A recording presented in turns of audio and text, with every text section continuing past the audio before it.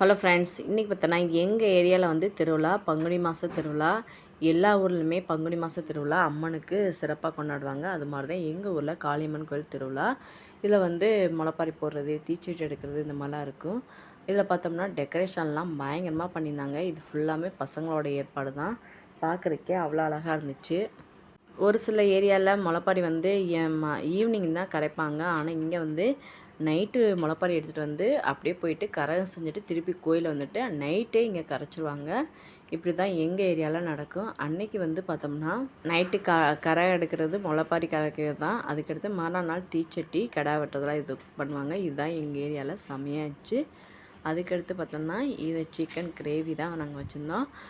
School போயிட்டு வந்து night தான் வச்சுருந்தோம். நைட்டு பார்த்தோம்னா முளைப்பாரிலாம் கரைச்ச பின்னாடி மழை சோன்னு அடித்து ஊற்றுச்சு. வெளியேக்குள்ளே போக முடியல. எல்லா ஊர்லேயுமே அம்மன் கோயில் திருவிழா முடிஞ்சோடனே மழை பெய்யும். நல்லா செக் பண்ணி பாருங்கள். வீடியோ பிடிச்சா லைக் பண்ணுங்கள். தேங்க்யூ.